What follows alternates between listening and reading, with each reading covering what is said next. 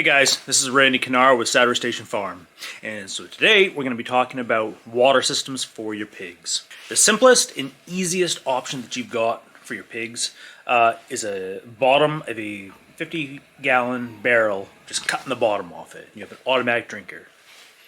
What I like to do is hook up a float valve, just like this one. You screw your hose inside here. There's some clamps that will sit on the side of your bucket. As the water comes up, hits that little valve, closes off the water supply, and you always have a maintained level of water. The next option that can work great is a pig nipple, or nipple water drink, nipple waters. So you get the little nipple drinker. It's got a little plunger in here, moves in and out.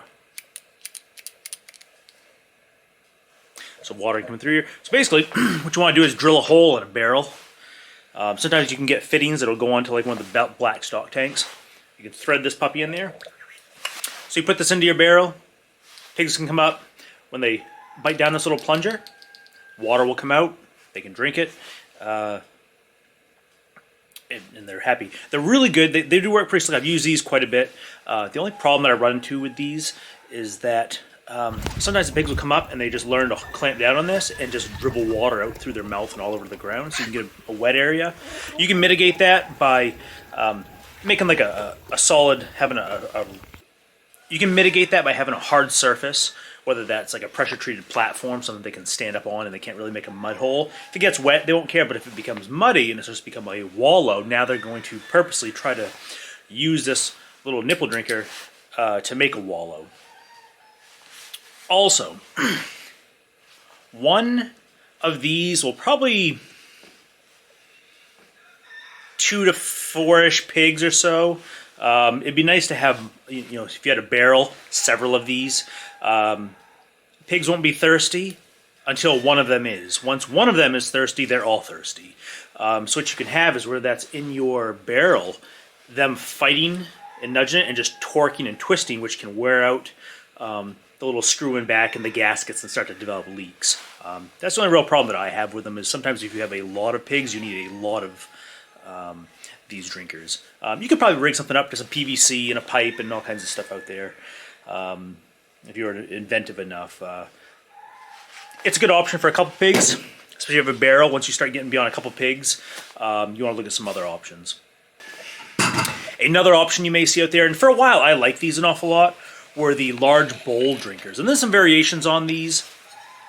The one I have with now, and I still have kicking around, is a cast iron, I believe.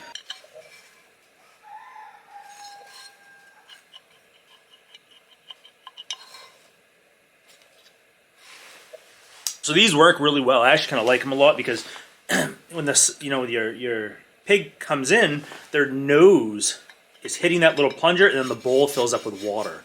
I find much less waste with these.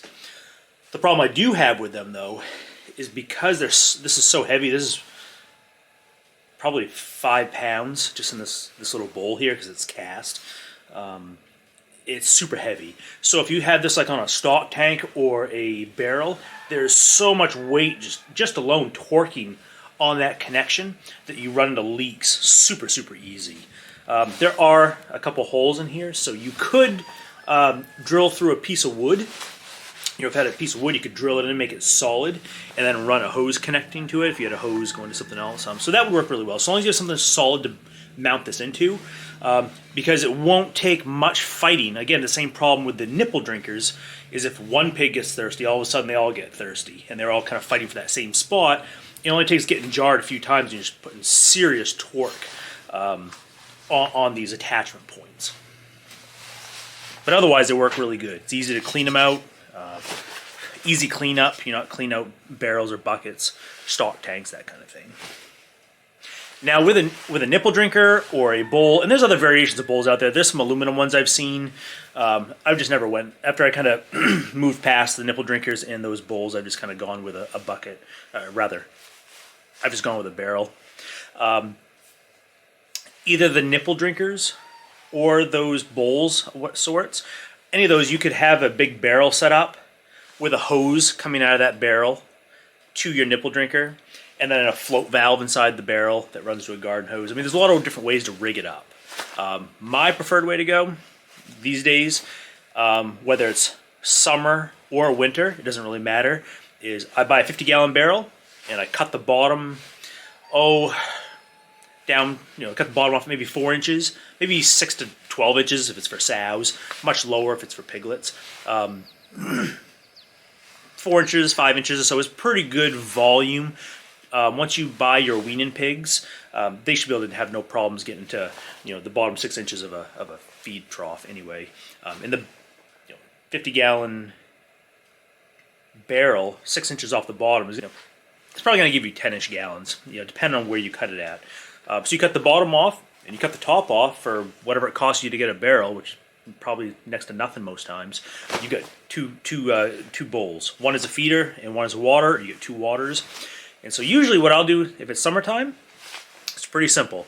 I'll stick that barrel underneath the electric fence with maybe the electric fence. Let's see if I can do this one differently. With the electric fence, how do I want to say that? Going over the top of the water, 2/3 of the barrel, 2/3 of the water is inside with the pigs, and the other third, 1/3 is outside the fence. So that little section that's outside the fence, I can clamp on my automatic water.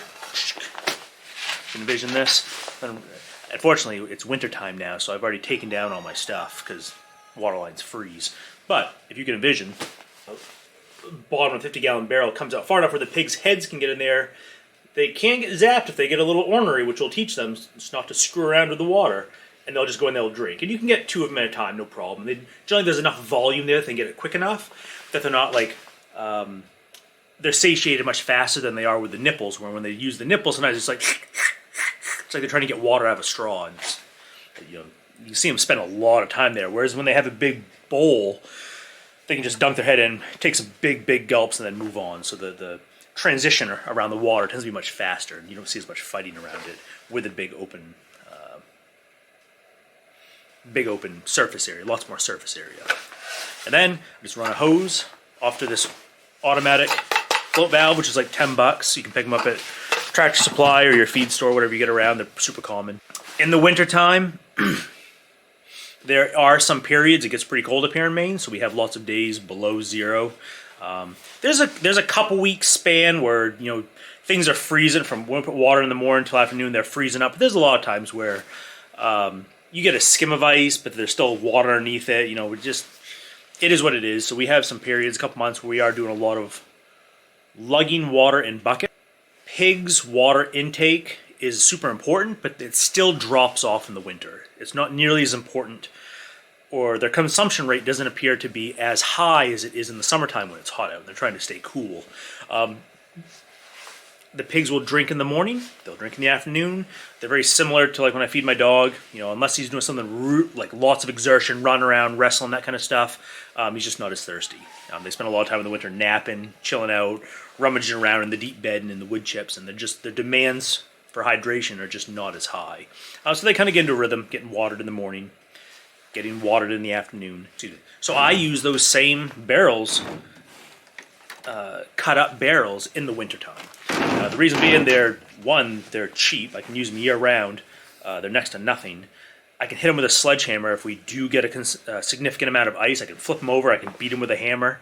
To a point, they will break eventually, but they still stay super pliable, even in super freezing temperatures below 0. There are stock tank options, and I have a couple blacks, cattle, like livestock stock tanks that do work, but they tend to be pretty expensive. I'd have to check. I think the last time I bought a smaller stock tank, it was like $150 for like 35 gallons of water. And the problem is that they get brittle. When it gets cold out, they get brittle and they break. And I'll show you some pictures. I've got one that the pigs are using now that I've been using all summer. It works really well for them. It has a big crack in it, but it used to be, like a foot taller, and it got a big crack. So I used the cut-off tool, cut the top off it, left a rim around it where I could put the automatic water. It's still working, but then something happened, probably knocking ice out of it. It cracked again. And you can see this big crack, but it still holds a decent amount of water, so I keep using it.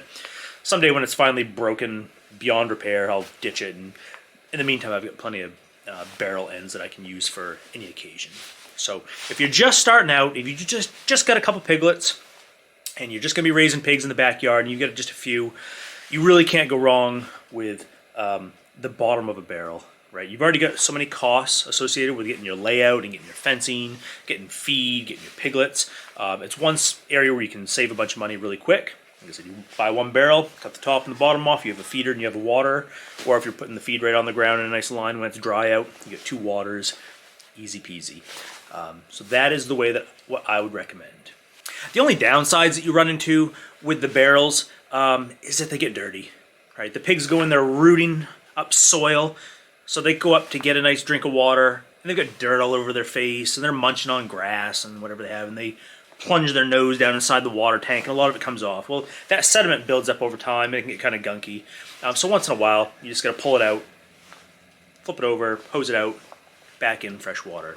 Sometimes, like this time of year, once our water gets to a certain point, probably 5 gallons or less, we have one sow that will just flip it over because she likes to flip things, and well, it cleans it all out. So then we start fresh, and she's got fresh water all the time, but not always. You know, sometimes she's in a mood where she's off. She's a moody kind of girl. Otherwise, you know, you just gotta take it once in a while, clean it out. With the nipple drinkers and those bowls, you really don't have much cleaning to do, but you do have those issues where they can make wallows. And then again, too, with the barrel waters, I gotta come up with a better name for them. But then again, too, with your barrel waters, if they start flipping them and realizing that that's a place they can have a wallow, they're going to keep doing it. And so if that's the case, a lot of times I'm just moving that barrel close to the wire, so they're very limited to what they can get. They can't, you know, they're just one at a time. They learn enough to screw around with it, and you're really